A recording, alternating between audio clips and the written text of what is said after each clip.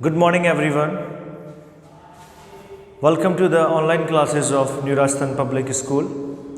I'm your teacher of English. I'm about to teach you chapter number first, English Reader, The Oyster with Calm. But इससे पहले I would like to tell you that please come to the school and just purchase your books so that we can read and understand all the things both at the same time. हम उसी समय पर आप और हम दोनों के पास ये बुक्स होनी चाहिए ताकि आप मेरे साथ साथ बेटर अंडरस्टैंडिंग कर सकें उस बुक्स के साथ, हार्ड वर्ड्स लिख सकें आप, और कॉपी भी आपको इसकी परचेज़ करनी है। आपको पता है इंग्लिश ग्रामर की जब क्लासेस लगेंगी तो उसकी अलग से कॉपीज़ बनेंगी, और अभी जो इंग्लिश रीडर की जो क्लासेस है उसकी अलग से कॉपीज़ बनेंगी। तो इंग्लिश रीडर की अलग कॉपी बनानी है आपको और इंग्लिश ग्रामर की आपको अलग कॉपी बनानी है। तो जिन बच्चों ने बुक्स परचेज़ कर ली है और कॉपीज़ बना ली है, वेरी वेल एंड गुड। जिन बच्चों ने अभी तक बुक्स परचेज़ नहीं की है और कॉपीज़ नहीं बनाई है वो स्कूल आकर अपनी बुक्स परचेज़ कर लें एट द सेम टाइम, आप ताकि पढ़ सके साथ में मेरे साथ घर पे, और कॉपीज़ भी बना लीजिए ताकि एट द सेम टाइम आप होमवर्क भी कर सके। जो गिवन होमवर्क यहाँ से मिलेगा आपको वो भी आपको करना रहेगा। ओके स्टूडेंट्स, तो हम स्टार्ट कर रहे हैं आज हमारा फर्स्ट जो लेक्चर है चैप्टर फर्स्ट का, क्लास 7। चैप्टर फर्स्ट एक पोइम है जिसका नाम है द ऑयस्टर विद काम। एक पोइम है ये। एक सीप, ऑयस्टर दैट मीन्स सीप, विद काम मतलब एक शांत, बहुत ही शांत या मौन बोल सकते हैं या शांत बोल सकते हैं। सीप जो समुद्र से निकलता है ना, सेल में से, सीप। ठीक है, तो स्टार्ट कर रहे हैं हम। सभी बच्चे अपने हाथ में पेंसिल ले लेंगे, बुक्स ओपन करके, और पेंसिल ले लीजिए हाथ में ताकि हम हार्ड वर्ड्स को साथ के साथ लिख पाएँ। First one, first paragraph. There once was an oyster whose story I tell. एक बार एक ऑयस्टर होता है जिसकी स्टोरी मैं आपको बताने वाला हूँ। ऑयस्टर दैट मीन्स मैंने बता दिया है आपको, सीप होता है जो समुद्र में पाया जाता है। तो एक बार एक ऑयस्टर होता है जिसकी स्टोरी मैं आपको, हुज स्टोरी जिसकी कहानी आई टेल मैं आपको बताने वाला हूँ। Who found that some sand, जो कि एक सैंड मतलब कहाँ मिलता है, रेत में। Who found that some sand, जो कि कहाँ पे मिलता है, रेत में मिलता है। Had got into its cells, जो किसके अंदर होता है, इसकी सेल। सेल मतलब जो खोल होती है।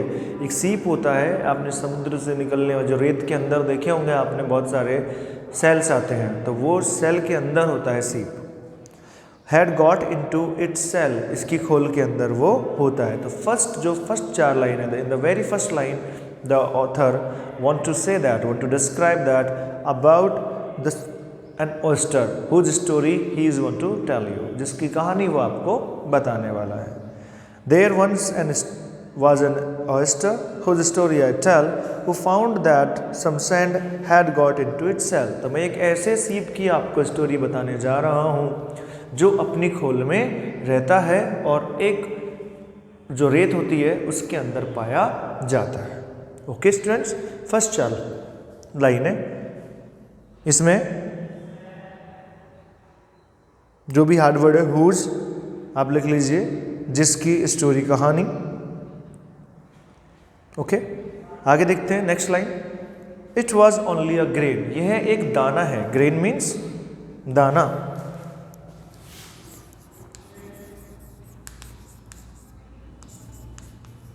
एक जो अनाज होता है उसके दाने को भी, उसको भी ग्रेन ही बोलते हैं। तो यह एक दाना है सिर्फ। बट लेकिन it gave him a great pen, लेकिन यह उसे बहुत ज़्यादा क्या कर देता है, दर्द देता है, कष्ट देता है बहुत ज़्यादा।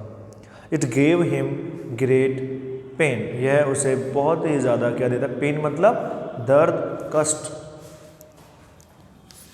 यह एक छोटा सा दाना होता है, लेकिन ये दाना ही उस सेल को क्या करता है, जब वो खोल के बाहर निकलता है, उसकी बात कर रही है। जब सेल ओपन होती है और वहाँ से जब वो सीप निकलता है ऑयस्टर, तो उसे बहुत ज़्यादा क्या होता है, पेन होता है, दर्द होता है उसे। तो यही कहना चाह रहा है ये, it was only a grain, ये एक छोटा सा दाना होता है, लेकिन it gave him great pen, लेकिन यह बहुत ज़्यादा क्या देता है, दर्द देता है। For oysters have feeling, oysters मतलब सीप, सीप की भी क्या होती है, फीलिंग्स होती है, भावनाएं होती हैं ऑयस्टर की भी। Although they are so plain, जबकि वो क्या होते हैं, पूरी तरह से कोरे। प्लेन का मतलब यहाँ पर जमीन नहीं है, एक समतल जमीन नहीं है, मैदान नहीं है। प्लेन का मतलब PLAIN, प्लेन का मतलब जो यहाँ पर होगा वो होगा कोरा या साफ सुथरा सा।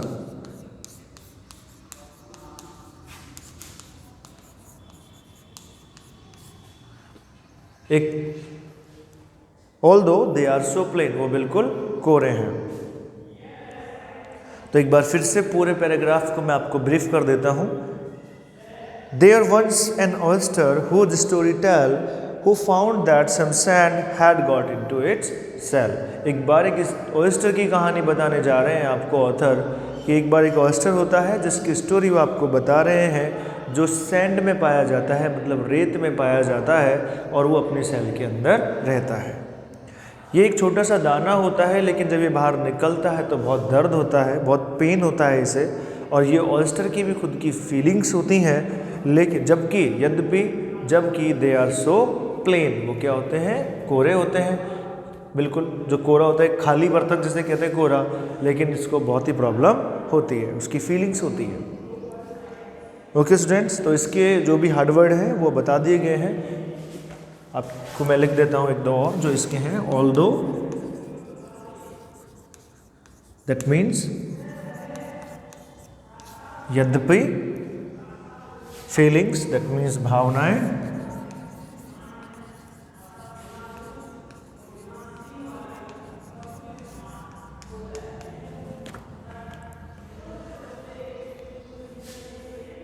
ओके बाकी सारी इजी हैं, वर्ड्स जो मीनिंग है बाकी सारी इजी है।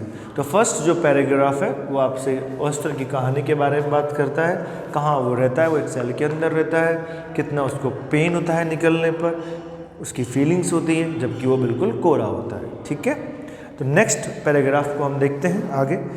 नाउ डिड ही बिरेट, बिरेट का मतलब होता है to abuse someone, that means गाली देना, किसी को गाली देना होता है बिरेट।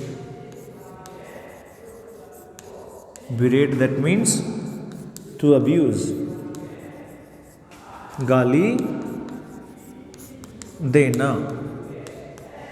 बिरेट का मीनिंग होगा गाली देना। तो अब जो इसको प्रॉब्लम हो रही है, किसको, सीप को, द ऑयस्टर विद काम, एक मौन या शांत स्वभाव का एक सीप।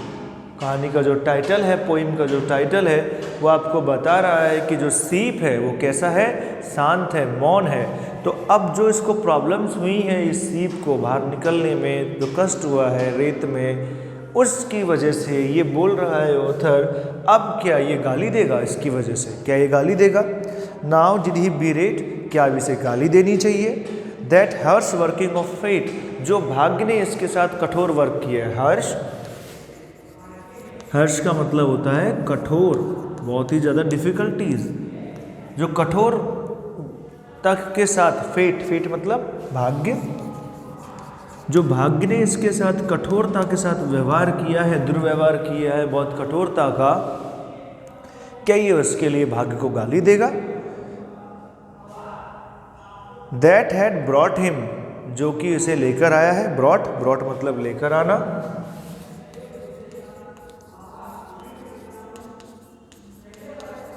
ब्रॉट मीन्स लेकर आना, जो कि इसे लेकर आया है। कौन, भाग्य। क्या ये उस भाग्य को गाली देगा जिसने इसके साथ कठोरता से व्यवहार किया है और इसको लेकर आया है to such a deplorable state. Deplorable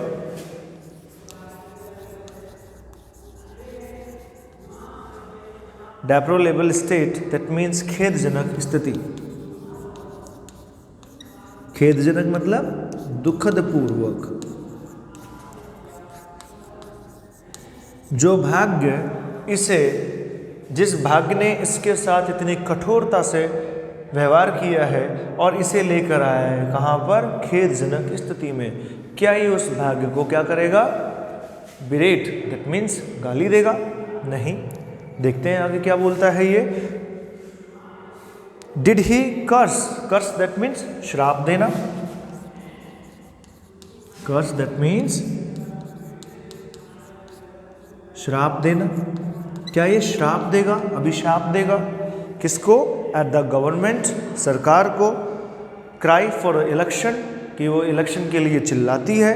and claim, या फिर ये दावा करेगा, क्लेम मतलब दावा, कि क्या ये क्लेम करेगा, क्या ये दावा करेगा, किसका? क्या ये दावा करेगा that the sea should have given him protection, कि जो समुद्र है, सी दैट मीन्स जो समुद्र है, क्या उस समुद्र को इसे क्या देनी चाहिए थी, प्रोटेक्शन देनी चाहिए थी। प्रोटेक्शन मतलब सुरक्षा।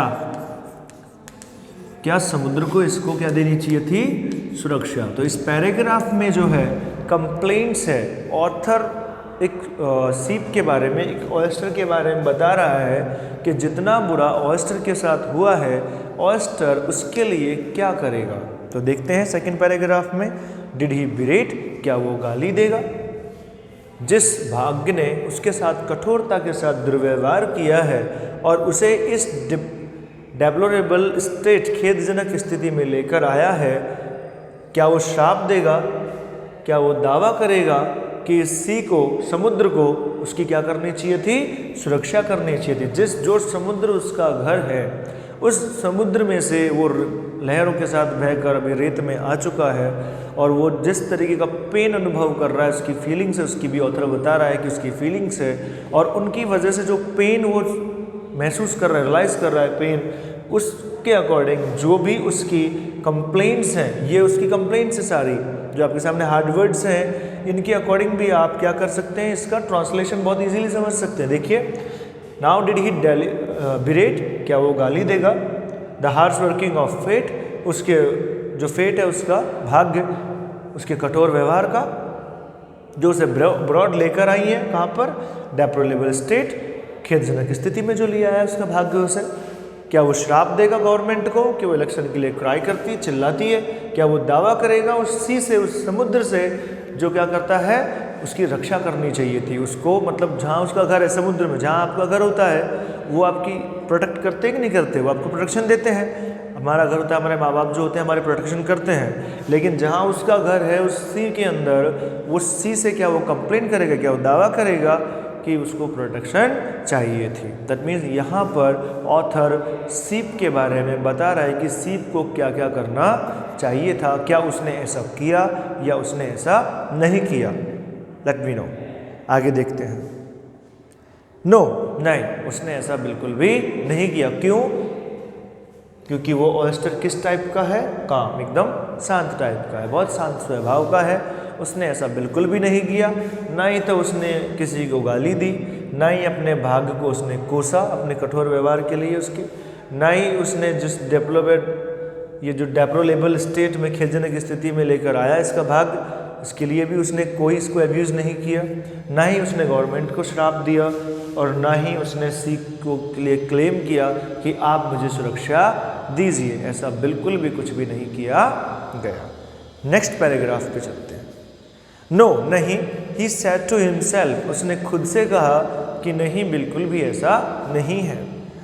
एज ही ले ऑन अ शेल, जब वो किस पे पड़ा रहा, शेल पर। मैंने आपको बताया था शेल दैट मीन्स खोल। ओके, मैं लिख देता हूं वापस।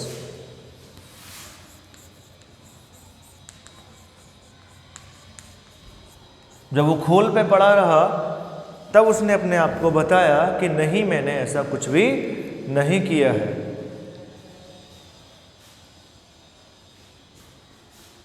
आगे देखते हैं।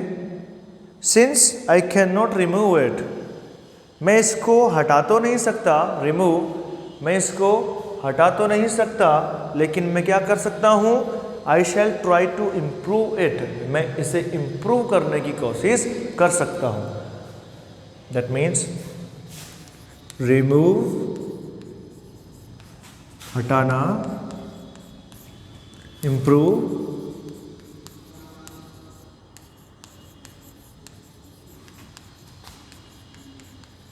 सुधार लाना।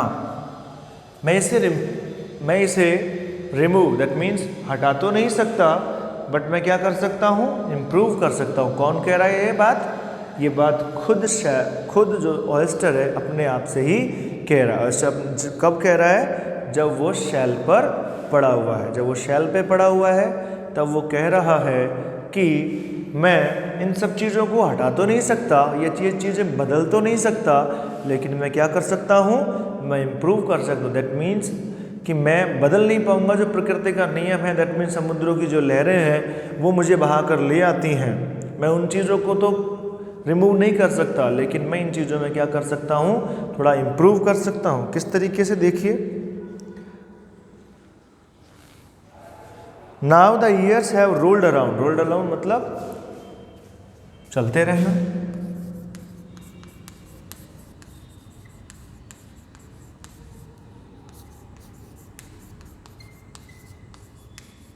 चलते रहना,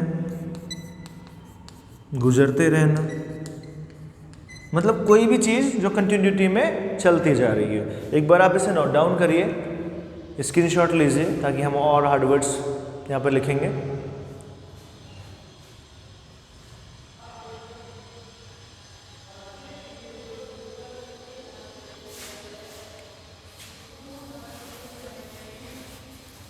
ओके, तो जो ऑयस्टर है वो अपनी शेल पर ही लेटा हुआ कह रहा है खुद से कि मैं रिमूव तो नहीं कर सकता, सॉरी, बट मैं इम्प्रूव कर सकता हूँ।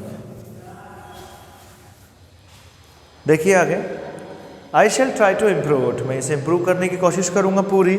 Now the years have rolled around. अब जो ईयर्स हैं, जो साल हैं, जो वर्ष हैं, वो जाते जा रहे हैं। जाते रहना, गुजरते रहना, चलते रहना। जो ईयर्स हैं वो पास ऑन होते जा रहे हैं, as the years always do, जैसा कि जो साल है वो हमेशा करते रहते हैं। ऑलवेज मतलब हमेशा, जो साल हैं वो जाते रहते हैं, ईयर्स। दैट मीन्स कहना ये चाहता है इन दोनों लाइनों में कि जो टाइम होता है वो गुजरता रहता है, टाइम कभी रुकता नहीं है। And he came to his ultimate destiny, और अब ये अपनी अल्टीमेट मतलब अंतिम, डेस्टिनी मतलब होती है तकदीर।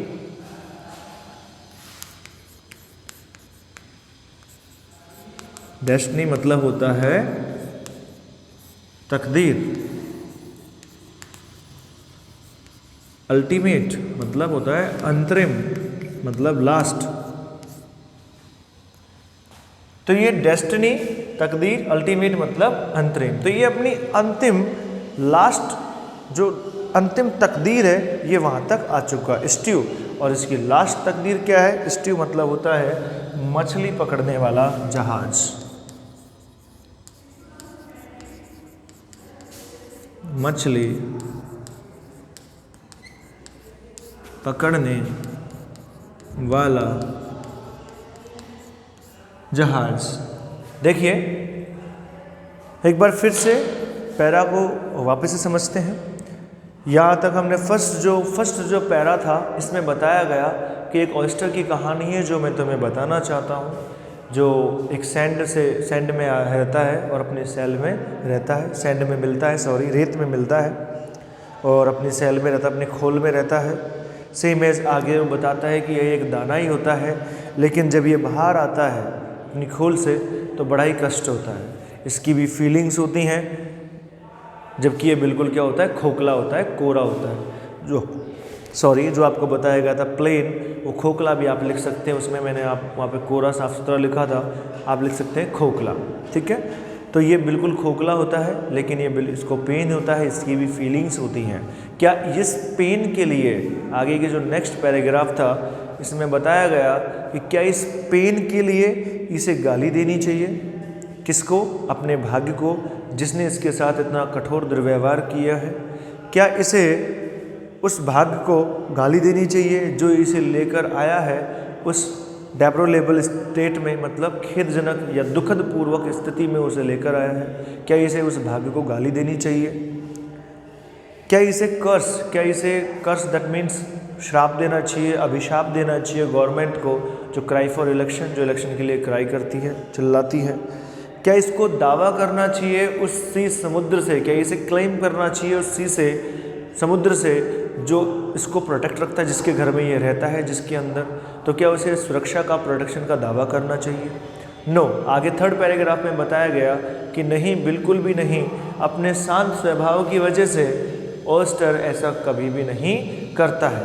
वो खुद से कहता है कि मैं ऐसा कभी भी नहीं करूँगा, जो अपने सेल पे, मतलब अपने खोल पे ही जब वो लेटा रहता है।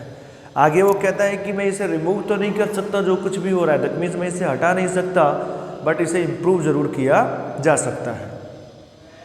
मैं इसे इम्प्रूव करने की कोशिश ज़रूर करूँगा।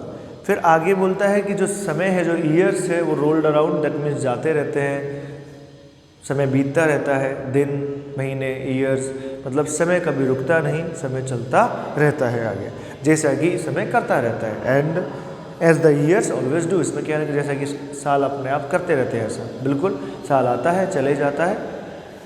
आगे देखते हैं। और ये अब कहाँ चुका है? धीरे धीरे जब टाइम और ख़त्म होता है और आगे धीरे धीरे कहाँ चलता है ये? अल्टीमेट डेस्टिनी पे। अल्टीमेट डेस्टिनी क्या है इसकी? स्टू दैट मीन्स मछली पकड़ने वाला जहाज, या मछली पालने वाला जहाज भी कह सकते हैं इसको कह सकते हैं एग्जैक्ट मछली पालने वाला जहाज, जिस जहाज में मछलियां पाली जाती हैं। ठीक है, तो यहाँ से 3 पैराग्राफ से हमने ये सीखा है कि जो ओयस्टर है, फर्स्ट ऑफ ऑल ऑथर ने हमें बताया है, author had described that where the oyster is founded, कहाँ पर पाया जाता है।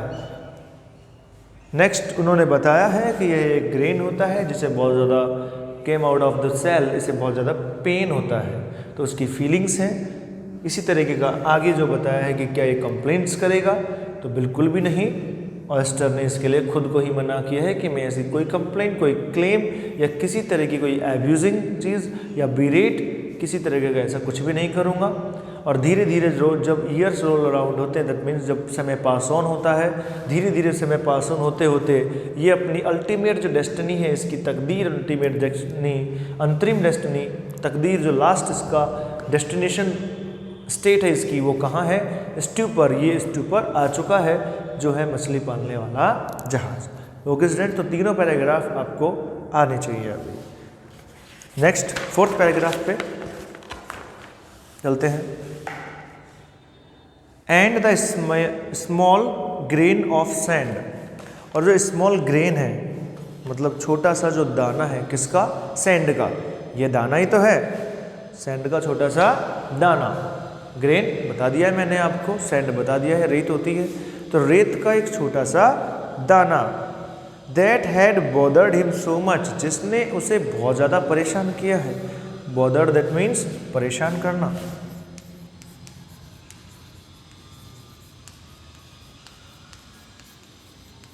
तो उसने उसे बहुत ज़्यादा क्या किया है? परेशान। एक छोटे से दाने ने उस ऑयस्टर को बहुत ज़्यादा क्या किया है? सीप ने उसको, शेल को बहुत ज़्यादा परेशान किया है। वॉज अ ब्यूटीफुल पर्ल, लेकिन क्या था ये? बहुत ही ब्यूटीफुल मतलब शानदार, बहुत ही सुंदर, पर्ल मतलब मोती। ये बहुत ही ब्यूटीफुल क्या है? मोती है। दुख हुआ, कष्ट हुआ, लेकिन जब वो बाहर निकला है ऑयस्टर, दुख कष्ट सहकर भी, तो वो क्या है? बहुत ज़्यादा ब्यूटीफुल है, बहुत ही ज़्यादा ब्यूटीफुल पर्ल है, मोती है वो। ऑल रिचली एग्लो, रिचली एग्लो मतलब दमकता हुआ।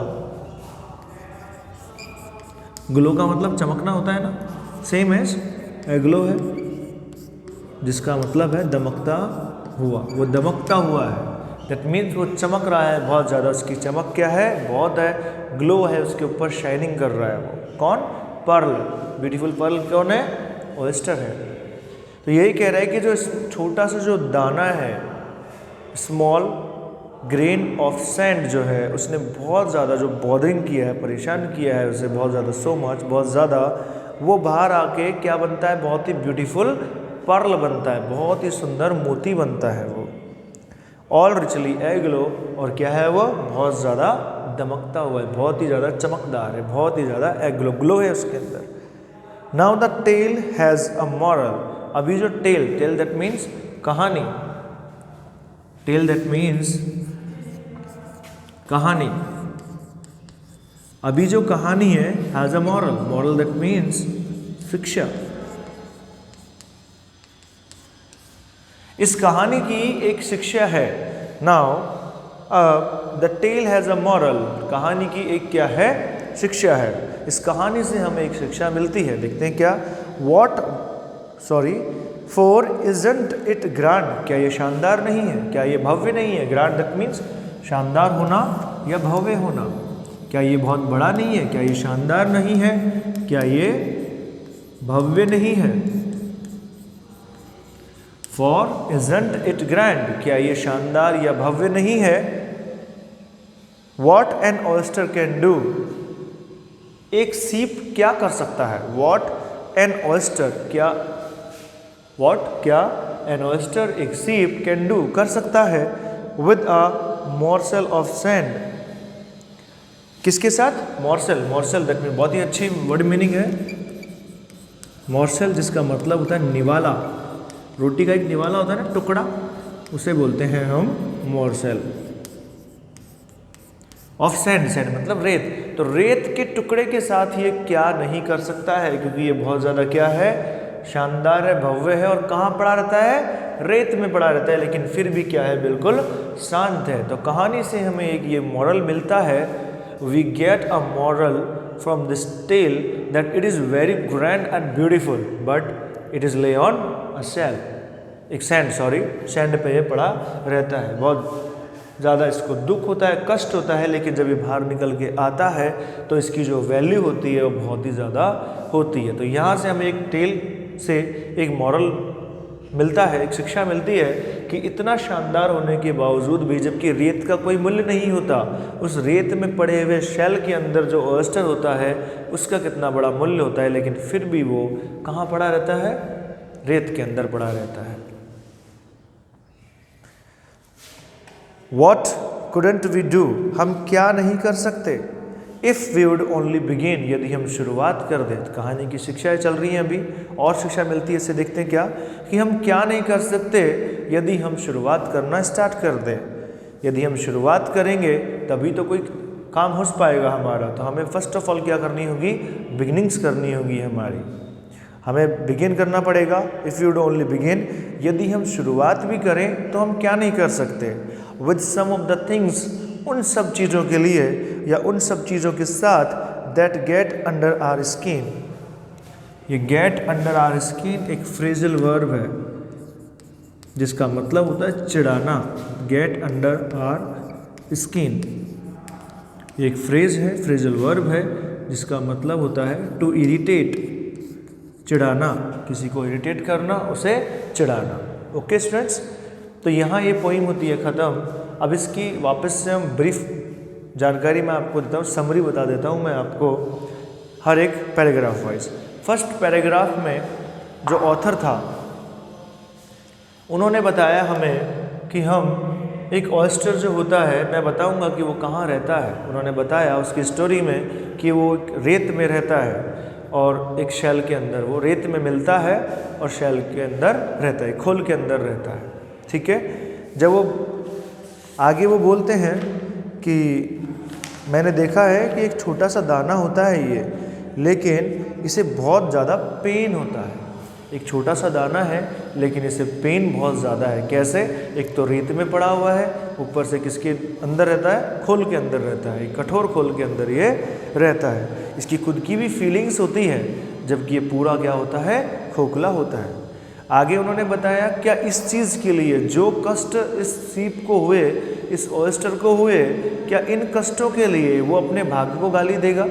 जिस भाग्य ने उसके साथ इतना बुरा व्यवहार किया, जो भाग्य उसे लेकर आया इतनी डिप्लोमेटिक स्थिति में, खेदजनक स्थिति में जो लेकर आया, क्या ये उस भाग्य को गाली देगा? नहीं, बिल्कुल भी नहीं। क्या ये कर्स देगा, क्या ये श्राप देगा उस गवर्नमेंट को जो कि इलेक्शन के लिए चिल्लाती रहती है क्या ये दावा करेगा उस समुद्र से जो इसका घर है, जिस समुद्र को इसकी प्रोटेक्शन करनी चाहिए थी, क्या ये उसके लिए दावा करेगा? तो ये अपने आप से कहता है कि नहीं, मैं ऐसा बिल्कुल भी नहीं करूँगा। अपनी शेल पर ही पड़ा हुआ ये अपने आप से कहता है कि मैं बिल्कुल भी ऐसा नहीं करूँगा। फिर ये क्या करेगा कि मैं इन सब चीज़ों को रिमूव तो नहीं कर सकता, बट इन सब चीज़ों के लिए मैं क्या कर सकता हूँ, इम्प्रूव करने की ट्राई कर सकता हूँ। आई शैल ट्राई टू इम्प्रूव, कि मैं क्या करूँगा, कुछ इम्प्रूव करने की कोशिश कर सकता हूँ।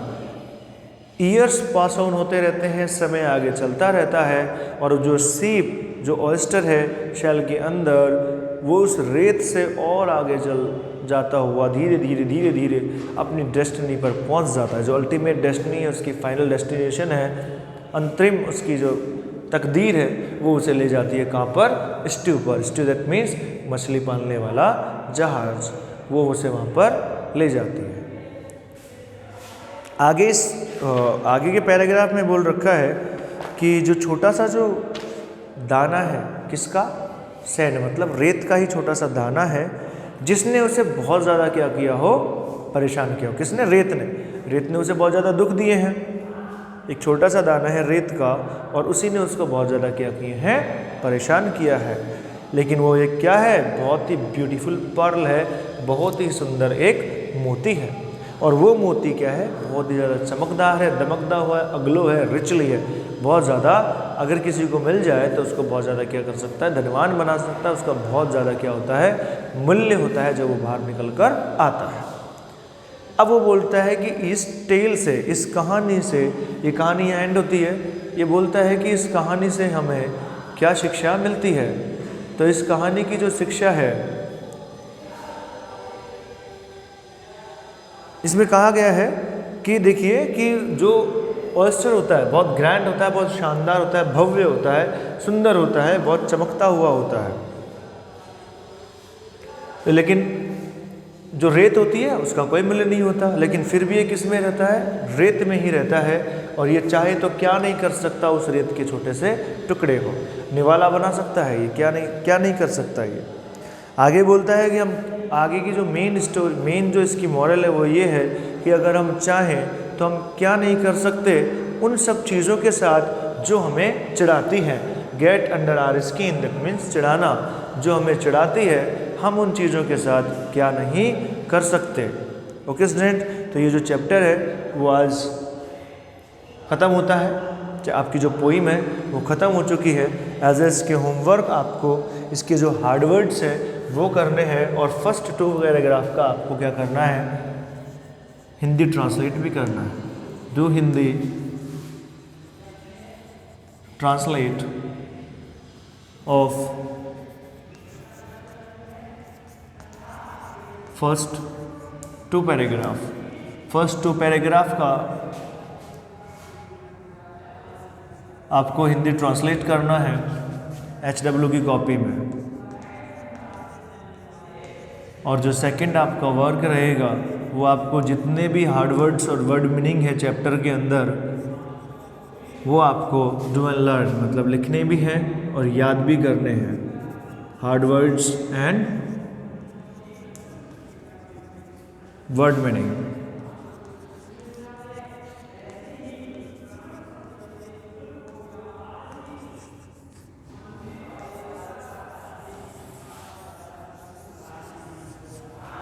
ओके, एक बार फिर से समझा देता हूँ मैं आपको HW आपको हिंदी ट्रांसलेट करनी है फर्स्ट 2 पैराग्राफ की। जो पोइम की जो पहले 2 पैराग्राफ हैं उनकी आपको हिंदी ट्रांसलेट करनी है। एंड देन आपको जितने भी हार्ड वर्ड्स और वर्ड मीनिंग्स हैं वो आपको क्या करनी है बेटा, डू एंड लर्न मतलब लिखनी भी है। Okay students, thank you for the day, have a good day, thank you so much.